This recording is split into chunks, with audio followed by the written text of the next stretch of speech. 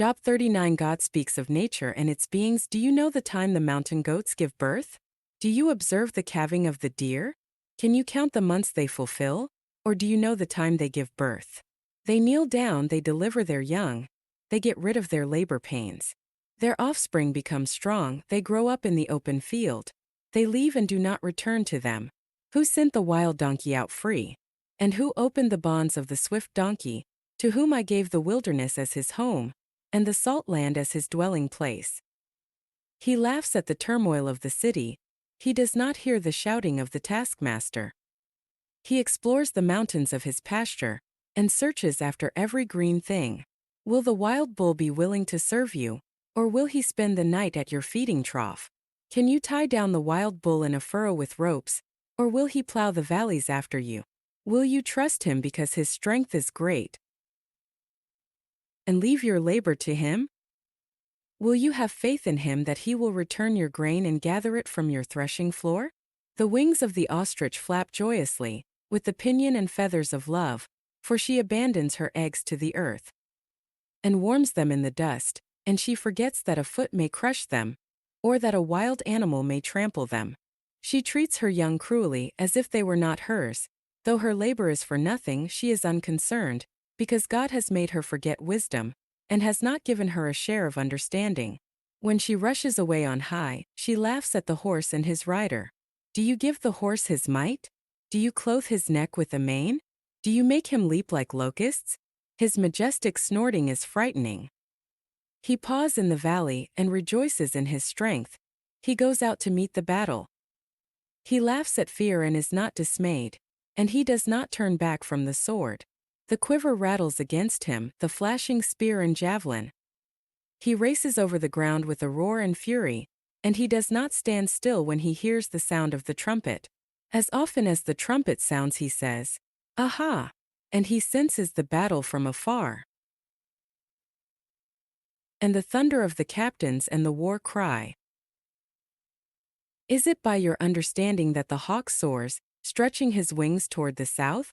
Is it at your command that the eagle flies high, and makes his nest on high?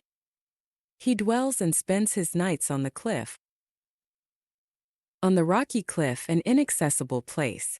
From there he tracks food. His eyes look at it from afar.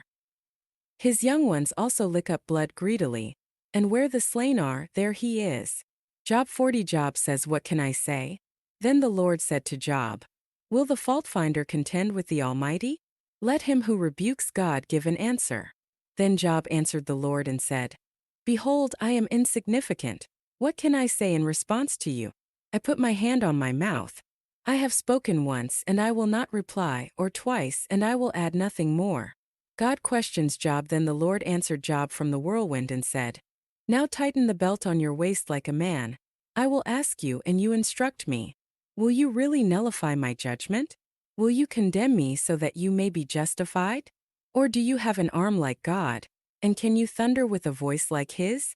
Adorn yourself with pride and dignity, and clothe yourself with honor and majesty. Let out your outbursts of anger. And look at everyone who is arrogant, and humble him. Look at everyone who is arrogant, and humble him, and trample down the wicked where they stand. Hide them together in the dust. Imprison them in the hidden place. Then I will also confess to you that your own right hand can save you. God's power shown in creatures. Behold, Behemoth, which I made as well as you. He eats grass like an ox. Behold, his strength in his waist, and his power in the muscles of his belly. He hangs his tail like a cedar, the tendons of his thighs are knit together. His bones are tubes of bronze, his limbs are like bars of iron. He is the first of the ways of God. Let his maker bring his sword near.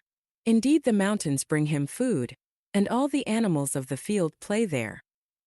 He lies down under the lotus plants, in the hiding place of the reeds and the marsh.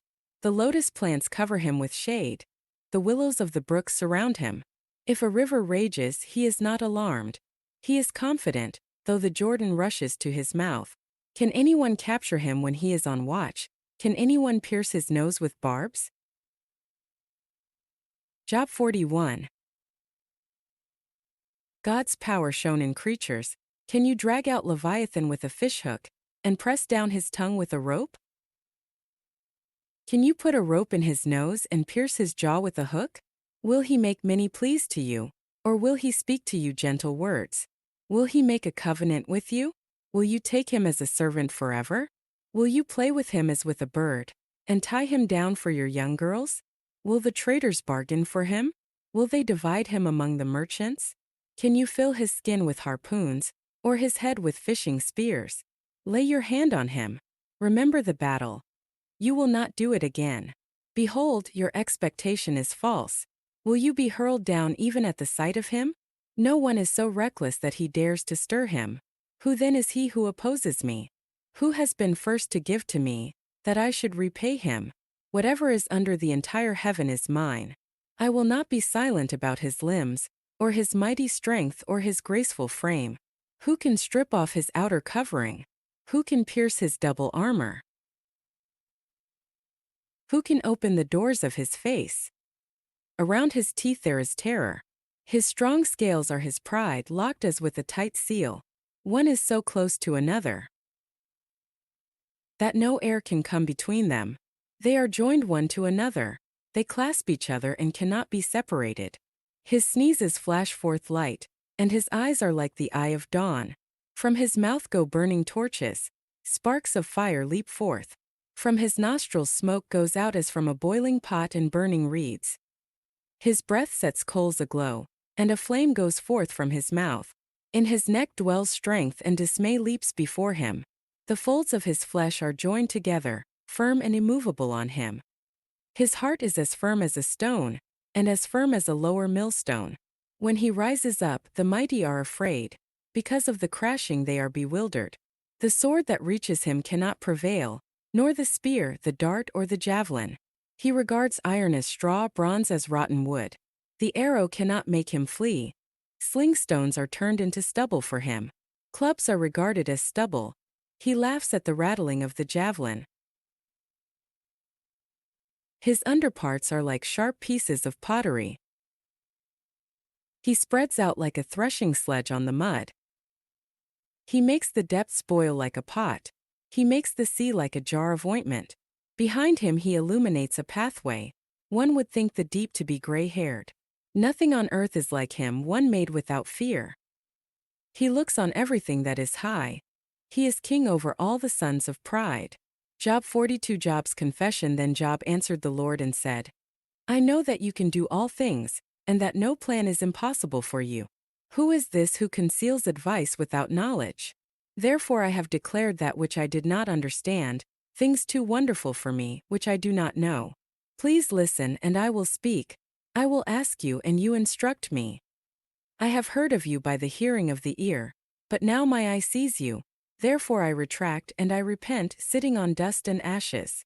God is displeased with Job's friends. It came about after the Lord had spoken these words to Job, that the Lord said to Eliphaz the Temanite, My wrath is kindled against you and against your two friends, because you have not spoken of me what is trustworthy as my servant Job has.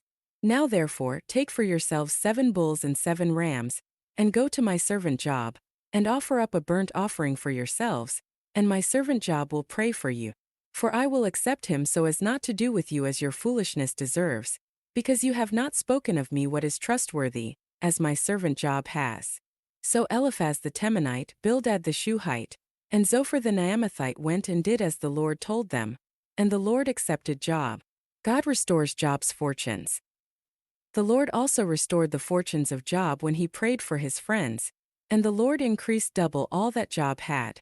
Then all his brothers, all his sisters, and all who had known him before came to him, and they ate bread with him in his house, and they sympathized with him and comforted him for all the adversities that the Lord had brought on him. And each one gave him a piece of money, and each a ring of gold. The Lord blessed the latter days of Job more than his beginning, and he had 14,000 sheep, 6,000 camels, 1,000 yoke of oxen, and 1,000 female donkeys. He also had 7 sons and 3 daughters. He named the first Jemimah, the second Keziah, and the third Karen-Happuch. In all the land no women were found as beautiful as Job's daughters, and their father gave them inheritances among their brothers. After this, Job lived 140 years and saw his sons and his grandsons for generations. And Job died, an old man and full of days.